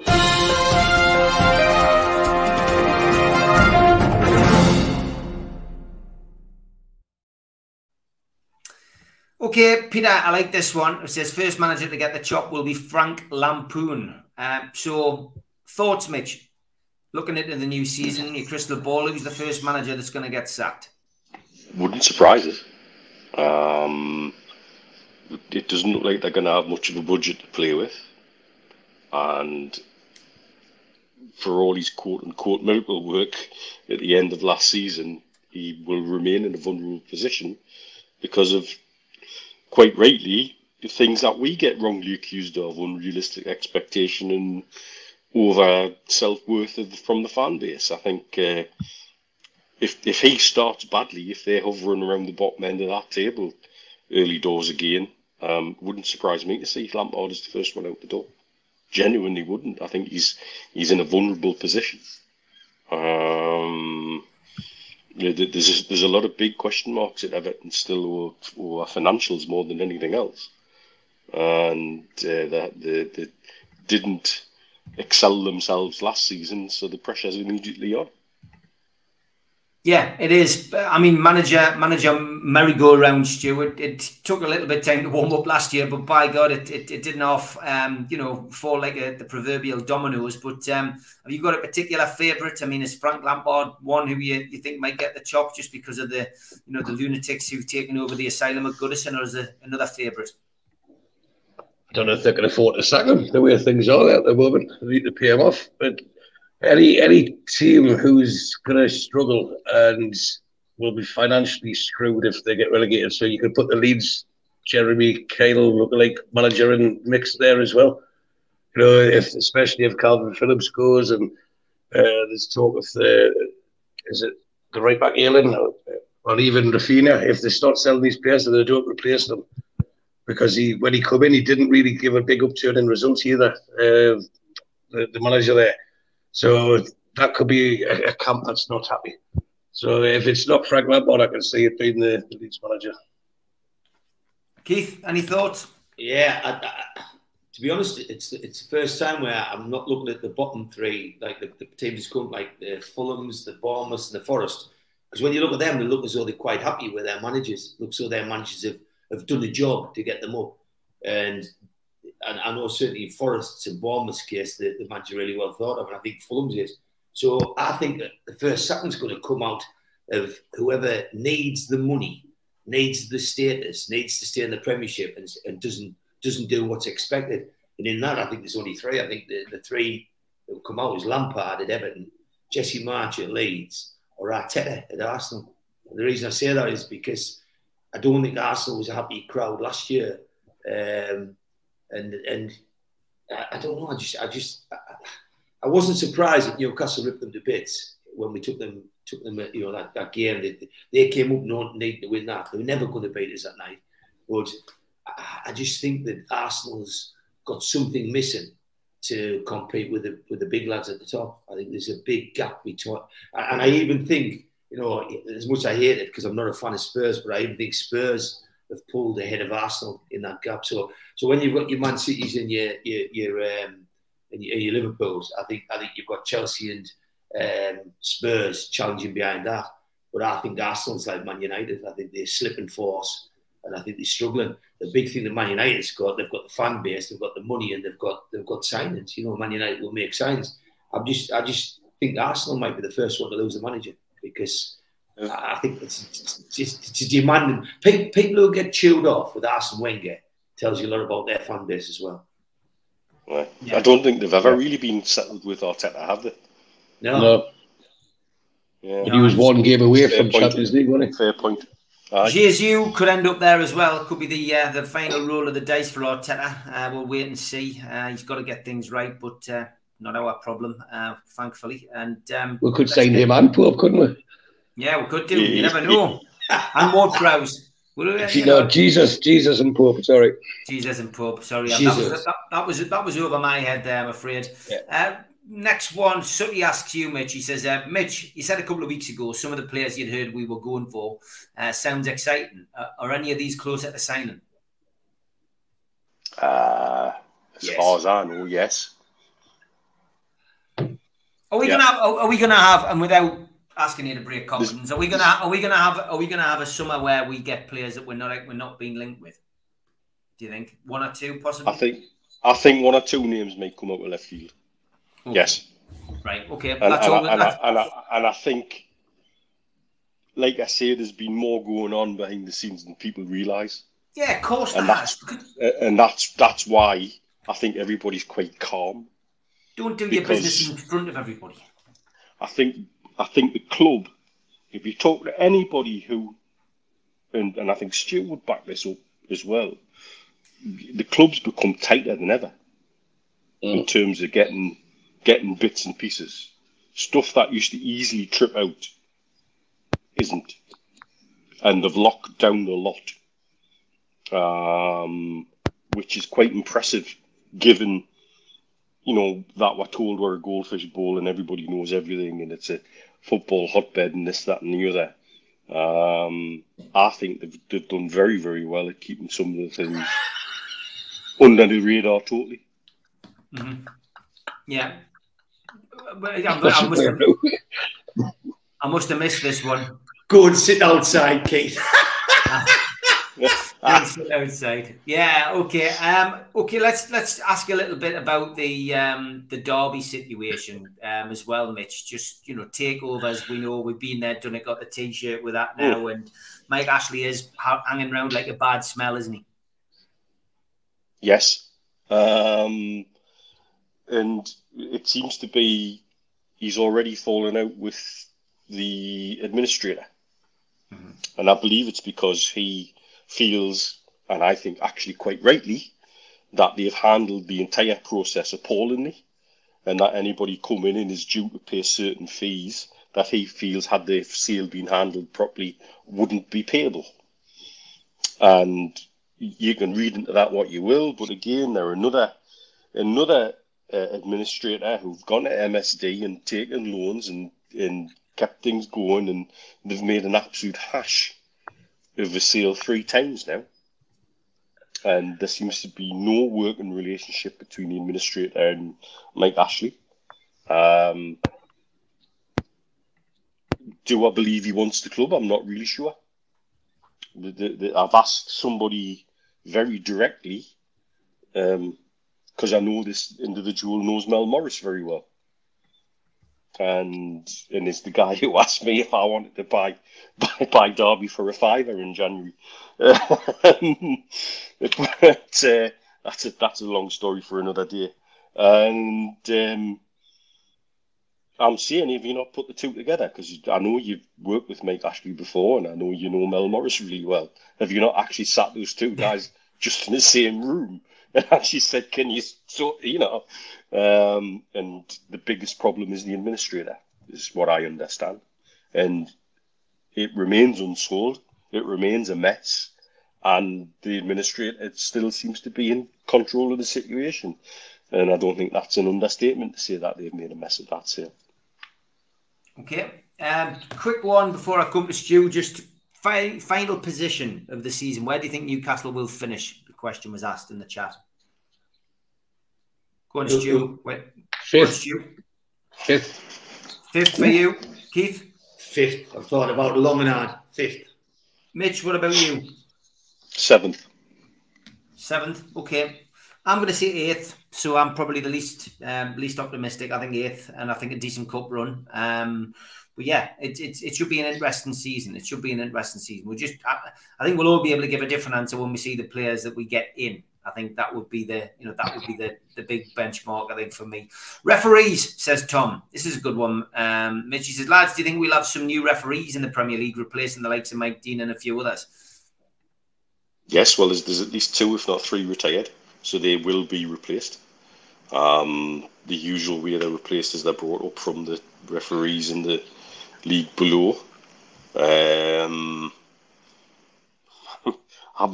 Haven't had our experience of championship referees in the past. That doesn't come with much expectation, does it really? There has to be a better system in place in terms of interacting with VAR for next season. And I understand Mike Riley seems to be the person that's going to be given that job after he's retired as an on-field referee. So best of British for that one. So yes, we'll get some new faces. There's no doubt about that. And I think the lad that's come down from Scotland, I think is going to go into League One and League Two. I don't think he's going to come into the top flight. So I think they've got to step up from down below. So it will be interesting to see some new referees. Let's hope they are more consistent. You know what? I don't mind a bad referee if he's consistently bad. You can kind of work with that. It's the fact that there's such a real big discrepancy in consistency in refereeing at the top flight. And that's my biggest issue with it all. We need a degree of consistency. Stu, what's your take on that? And VAR as well, of course. Roger saying, will it be more trusted? It goes hand in hand, referees and VAR. But we do, it'd be nice to see some new faces. Bobby Madden is coming down from Scotland. Somebody's just said as well. Yeah, with the VAR, the only thing consistent is the inconsistency, but it's not VAR. It's used well elsewhere. It's the people operating it, and to me, it smells of conspiracy. Sometimes some of the decisions that are made or not given or not even reviewed. If you look at when we played Chelsea away, what was a clear-cut penalty, and then to give a corner when he didn't even kick the ball. It's just review it and then do it properly. The referees are on a hiding to nothing anyway, because there's always going to be one set of fans out with 2 that's going to think the ref's done a bad job, and the other set thinks the ref's done a great job. But if they get support, the correct support, this is what the VAR is brought in for. Just go and review that. You may have made an error, and just back the referee, and that's it. It doesn't matter who the referee is, in my opinion, now, because everything gets scrutinised. Well, everything should get scrutinised, but it doesn't. So VAR improvement, the usage of VAR would be my wish for next season. Okay. Keith, your take on new referees and VAR? I'm just sitting reading all these comments coming in here. I'm sat paying myself. I think I'm not a big fan of referees. I think the refereeing stand in this country has been awful. And I'm a lesser fan of VAR in terms of the people who run it. I've seen diagrammatic forms written this year where they've frozen a picture and where a bloke's sock or a bloke's, I don't know, trouser leg was hanging over the line. And there's been instances where it's clearly been onside. But for me, it's total stinks. The whole VAR thing, it has never gone against Man City, it's never gone against Liverpool. But again, it goes against other teams. It's the same old teams that struggle. So I think the people who manage VAR are totally incompetent, so I can't be bothered with it. You mentioned something earlier about Mike Ashley. There's one thing I would say to you on that, on Derby, is a lot of people, you can be bitter and you can talk about people, but I worked with them on the takeover And the one thing, I put a tweet out last week, and Nick DeMarco liked what I put out on it, because he knew what I was saying. Is there's not many people who have done what Mike Ashley did and go and appoint Nick DeMarco on a retainer, Shahid Fatima on a retainer. You're talking about two of the most prestigious QCs in the country. Then he went and employed two legal teams, which people don't know about as yet. He employed a team in London who ran the takeover discussions, and he also employed a team of lawyers from the Middle East. So he put two teams of lawyers in that both had separate duties. One was involved with actual sale transaction. One was involved with fighting the Premier League. He then put in two of the top QCs who I met and sat with and spoke to, and then he put in. He accompanied other people's barristers, and then what he did on top of that, he then put Danny Jowell in a competition action after we told them they wouldn't win it on an arbitration. We said the only way you get the evidence you need to win this case is through putting a competition set in, and he went and did that. So I'm not praising him for that, although I personally do give him praise.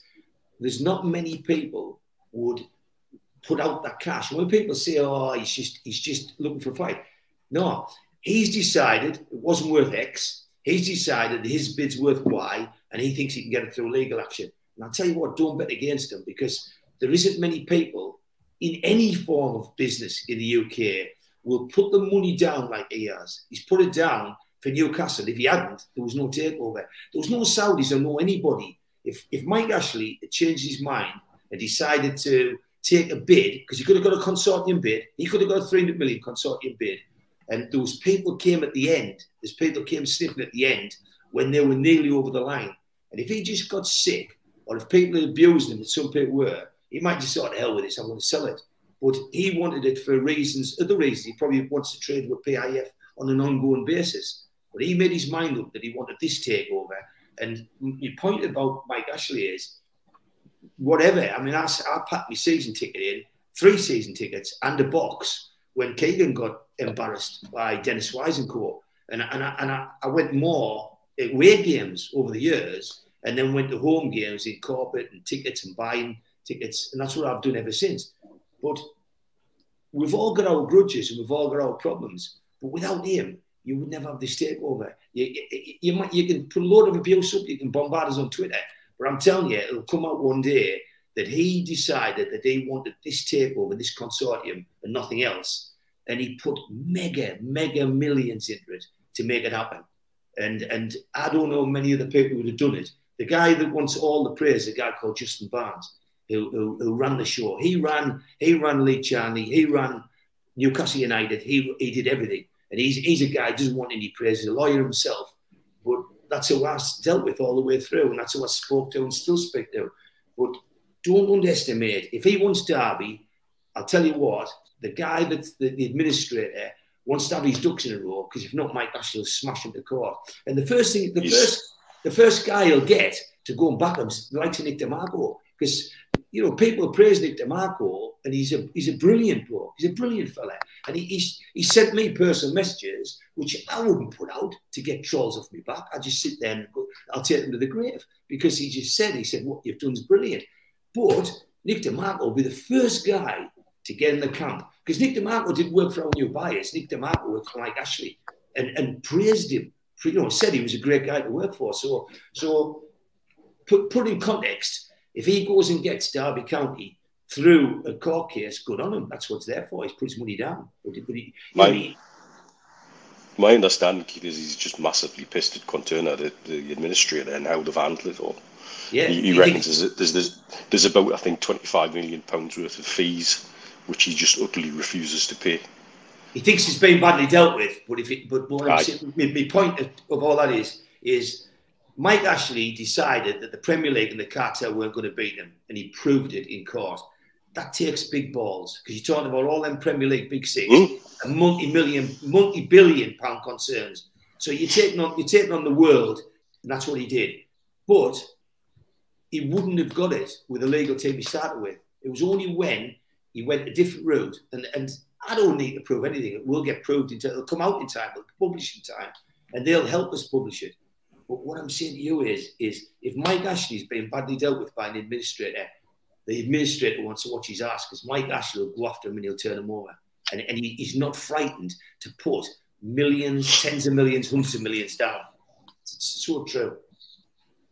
Yeah. Okay. I've got about 30 minutes left. Got to finish slightly earlier tonight. There was another question done last. Are there NDAs in place, do you think, for potential signings, Mitch? Not that I'm aware of, but that wouldn't be normal procedure for a transfer deal. I wouldn't have thought so either. No. NDAs, you're talking court case, you're talking about privileged information. It's not part of a football sign, so I'd be amazed if there was. Yeah. I think maybe more than anything, it's like interviews, isn't it? They're speaking to top class people, and there's maybe just one role for it, and each one's a worthy candidate. And it's like same with what Eddie Howe impressed the most. So they'll be the one who commits, sells himself as part of the project, and Ashworth, Eddie Howe sees him like, this is a player that we want. This is a player that's going to gel with the squad we've got. This is a person that's going to help us take forward. This is a person with talent, and then that's when they'll just say, right, please go and get him, and they'll get what they need to get us in the position where the owners want us to be come this time next year. Yeah, I would agree as well. Okay, going to have a couple of other things coming up in the next half an hour. We have got the draw as well, which John should be making at about 5:45. So keep tuned for that. It's time for a little bit of Elliot.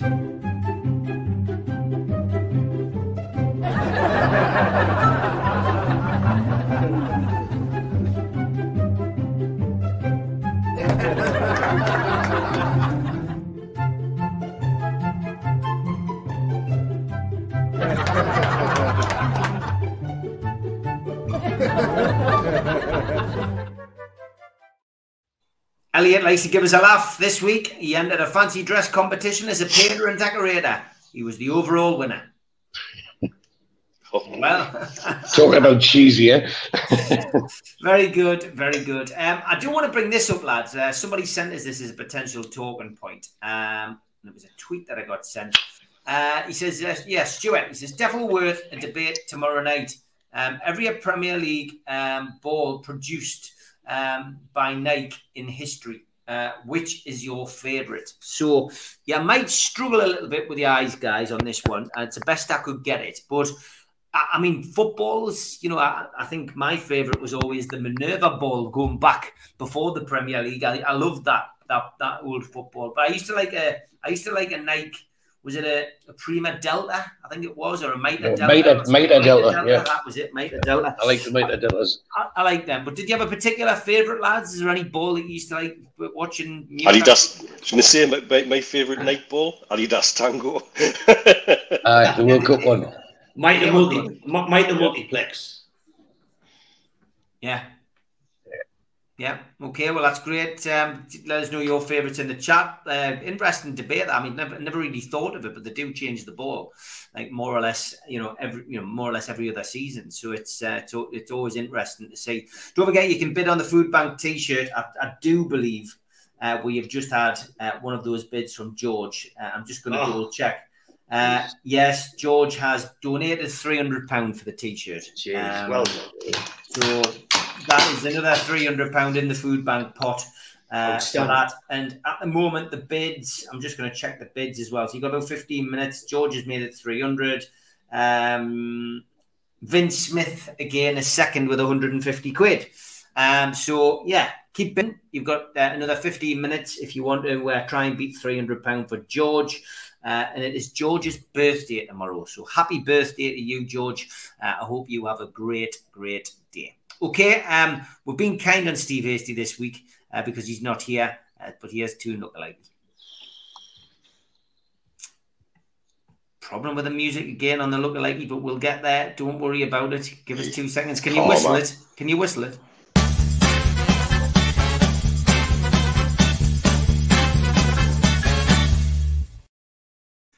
Okay, there we go. The first one was from Mark. Lookalike. He just says, there's the three Amigos. European Cup, 1970. Emma Hughes, Johan Cruyff, And Trigger, that's, look, very Trigger. Good. That it is good. It does look like Trigger. This one from Ian Russell says two lookalike from Wednesday, Mitch and Mascherano trading card.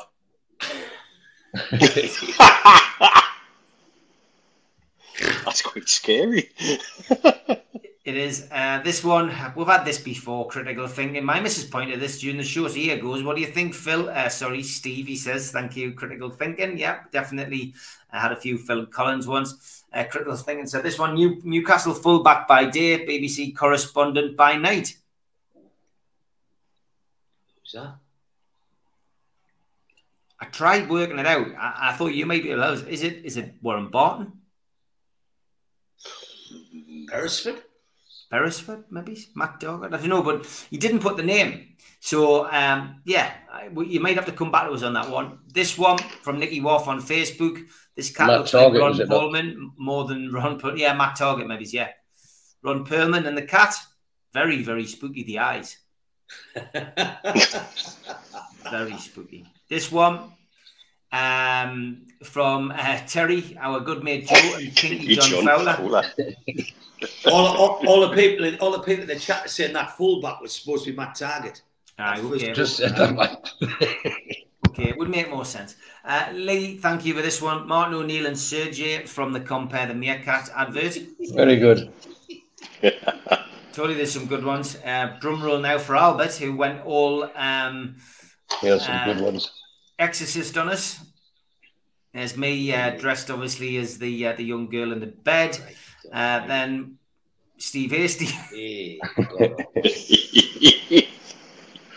It's funny how Steve with a woman's head looks with it. And then Mitch is the vicar. This is very scary vicar, I tell you. It is. He did one with the Addams family as well. 3 Amigos is at the Addams family. Even managed to get Keith into that one. And then he just went on a bit of a weird one with Keith. He got him, for some reason, he's got you down as a bit of an egghead, Keith, and then Voldemort. So there we are. We've had the fun with Albert on Keith. He then did move on to other people. No, there's another one. He says, "Here's one for Steve Hayes." I forgot he did squeeze that one in, and then he reverted back to type with this one. He says, "Yes, just to make you feel better, Keith. Here's Steve Hasty."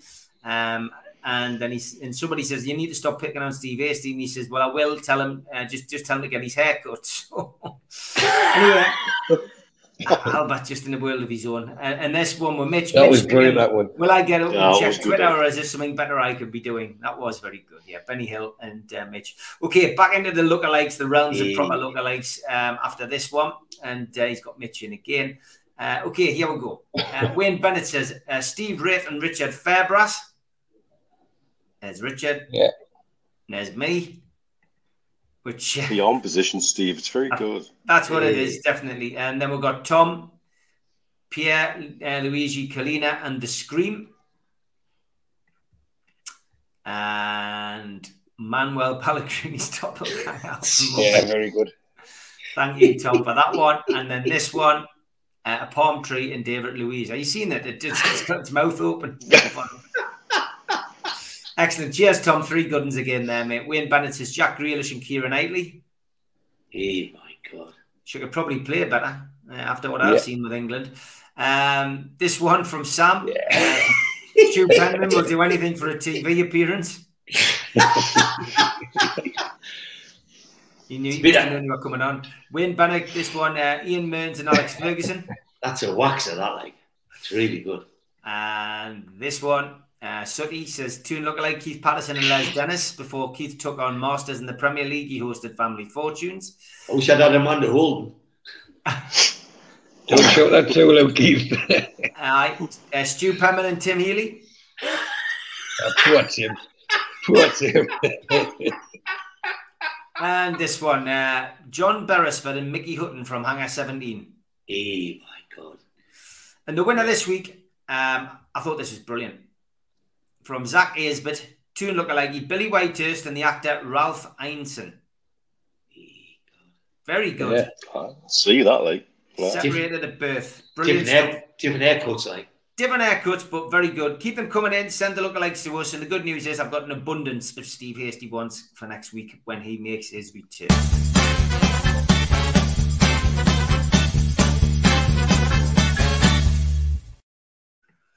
Okay, 10 minutes until the membership draw. If you haven't bid for the membership, if you haven't paid your membership, then you won't be in the draw to win a season ticket or the cash equivalent. 10 minutes to go.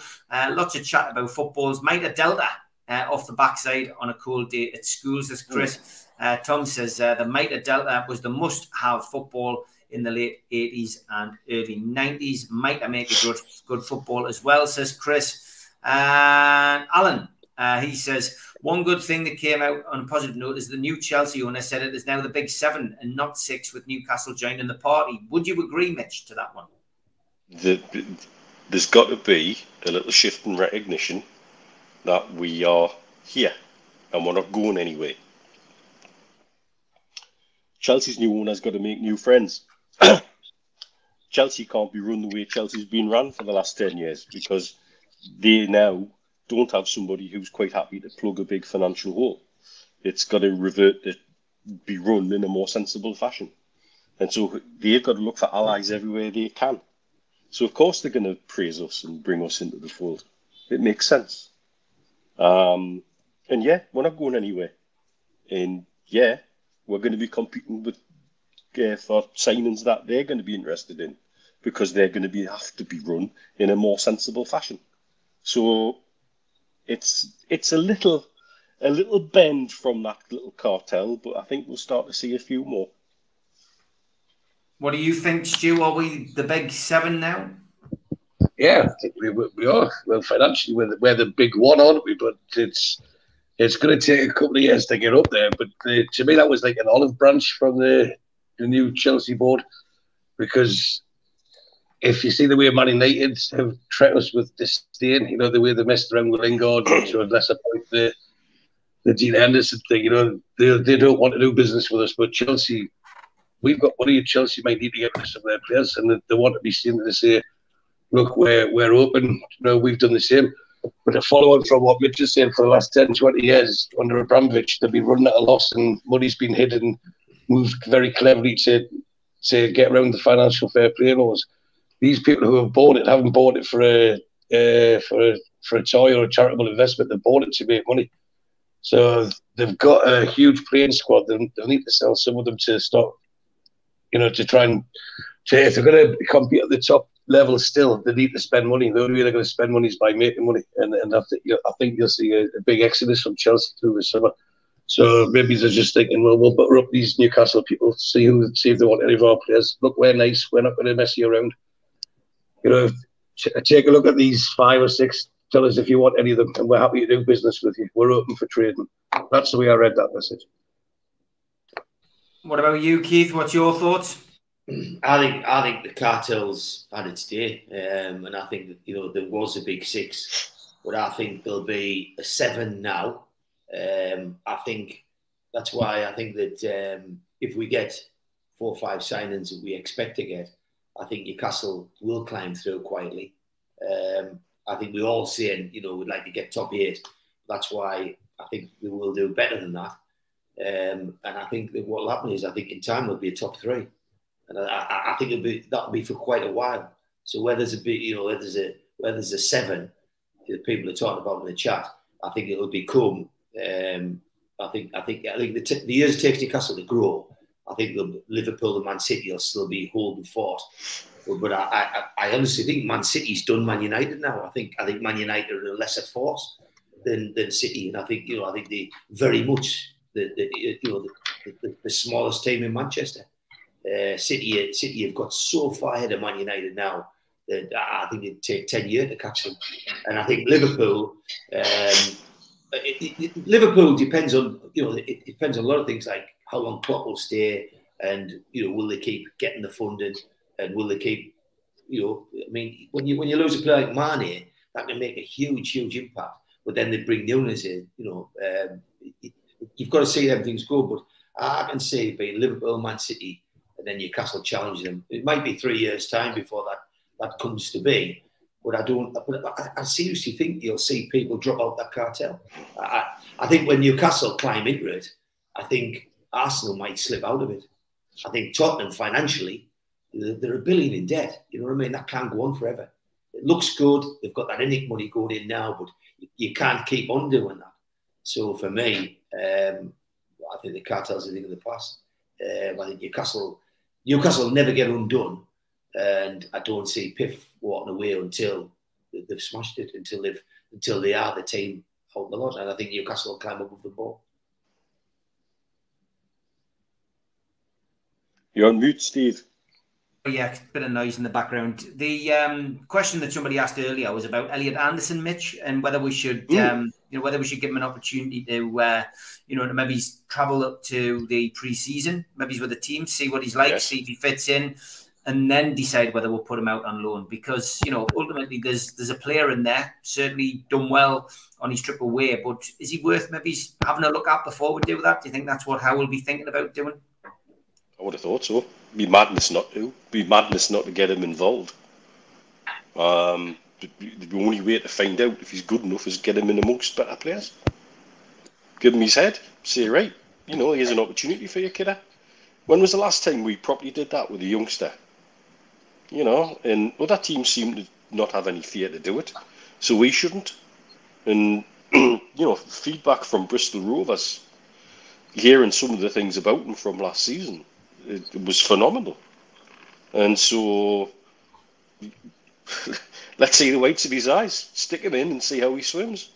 We've got no to lose by doing it. And worst case scenario, then we'll find him an appropriate loan. If Eddie Howe feels he's not going to add to the squad for this season and we need more experience out of him, find him an appropriate loan. And if not, get him involved with the first team squad. Why not? Yeah, Stu, good idea, do you think? Yeah, I'd keep him at least until January, playing the League Cup games and stuff like that. And if he's good enough, it doesn't matter what age he is. And the reports from Bristol Rovers, I know it was a few leagues below, but he was outstanding for them.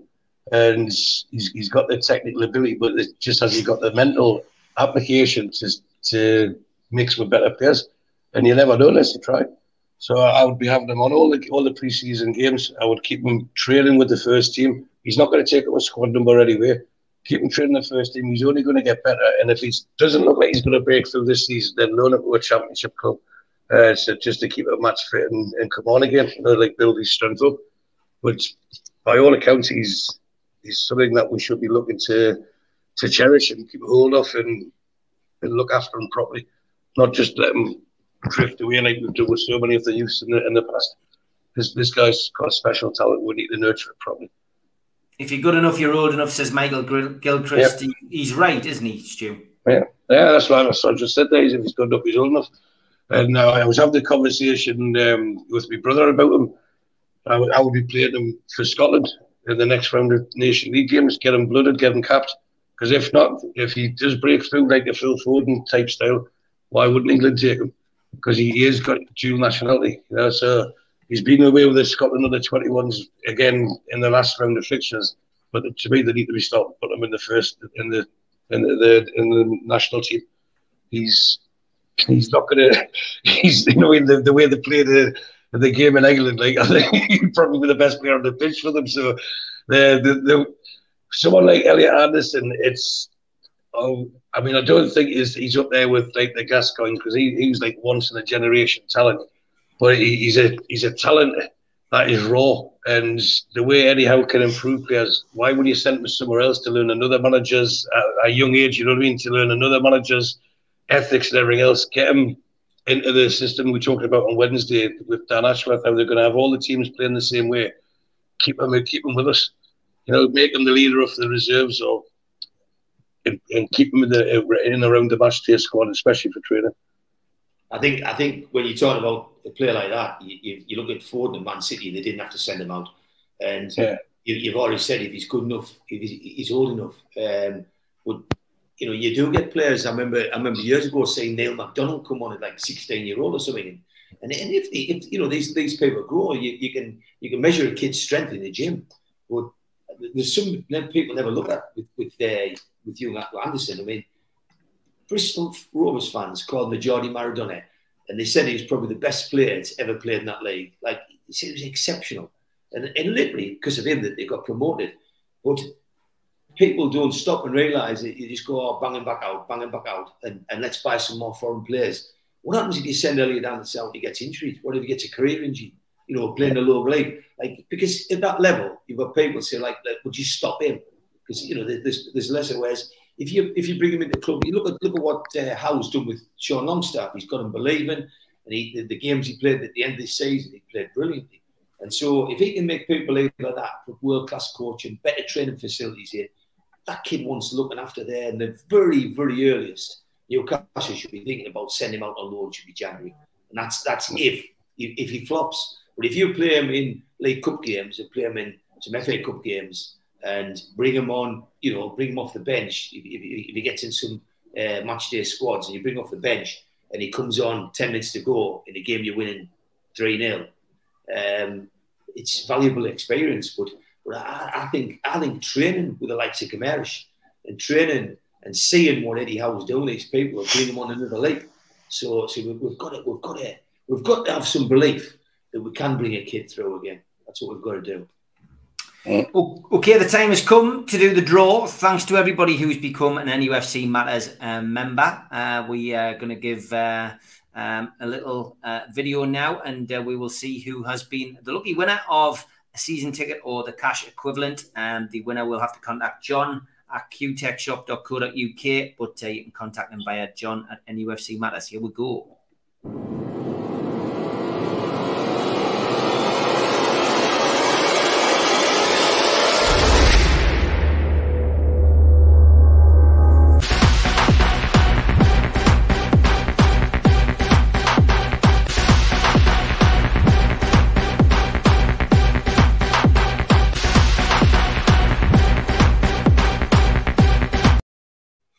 Well done, P. Wright, number 166. You are the winner. Thank you very much to qtechshop.co.uk, the makers of pool tables and snooker tables in Wales and Newcastle, for making that competition possible. And P. Wright, you will have an email in your inbox very soon, which will give you the details, and John will be in touch. So well done. Also, sound toiletry advice as well. Sound toiletry advice, yeah. P. Wright. All right.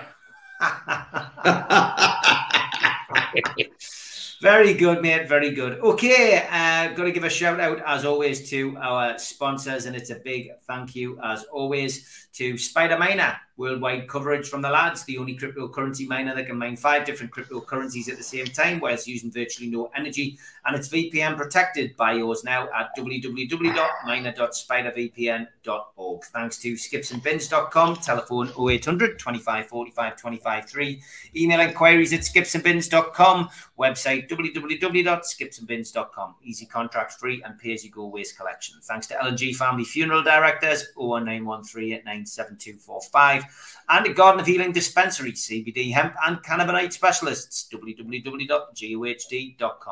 Thanks to qtechshop.co.uk, the makers of pool tables and snooker tables in Wales and Newcastle, and the guys who run our website, nufcmatters.com, the guys who run our monthly draw. What a prize that was. And thank you to ClearKai. Meet the new Game Over screen, drop into a ClearRun device near you, available on Apple Store, Google Play, and clearrun.game. Thanks to Media Arts for all the help with the video technology side of things. And if you want to subscribe, another 150 have this week. Hit the Newcastle Legends logo in the bottom right-hand corner and you can subscribe for free. We still do 7 shows a week through the close season. Hit the thumb up underneath the video to like the video, click share to share to your social media, and drop into the comments box to speak to like-minded Newcastle fans. We're also available as a podcast on iTunes, Spotify, and the rest, available 24 hours after the show has gone out live on YouTube. And don't forget, if you do want to become a member, we'll have another monthly draw next month. You can get a pen, a cup, a scarf, a membership card, and entry into the monthly draw. Simply go to nufcmatters.com and click membership, or put your smartphone over the QR code and it will take you straight there. If you just want to subscribe, it's free. You get a free car sticker. You need to email John at nufcmatters.com. And don't forget, we do support the food bank. Matchday Bucket is still virtual, still available 365 days of the year. Make a donation today and make a difference. Our end of season do is next week. Shearer's Bar, Mick Lowes and Andy Griffin, Friday the 24th of June, are your hosts on the night. It is 7 o'clock start. Tickets are £12 and £15. Buy them also from NUFCmatters.com. Well done then to everybody who took part in the in that, and the tickets, Donald, you're just asking there. It's names on the door. So anybody who has bought a ticket on the show and wants to come to the Andy Griffin show, it is names on the door next week. So don't worry, Donald, you will be able to get in. Okay, just going to finish off, lads, with something I forgot last week.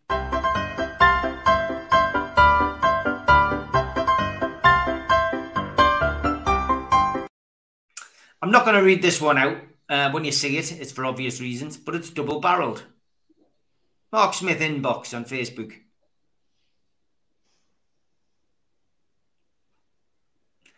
Yeah, thanks, Mark. You're barred now, mate. You're banned. You're blocked. And that, yes, Keith, can you see that? That was what he's, yeah. Yeah, but there we go. So he's blocked. He's gone, and that is this week's Troll of the Week.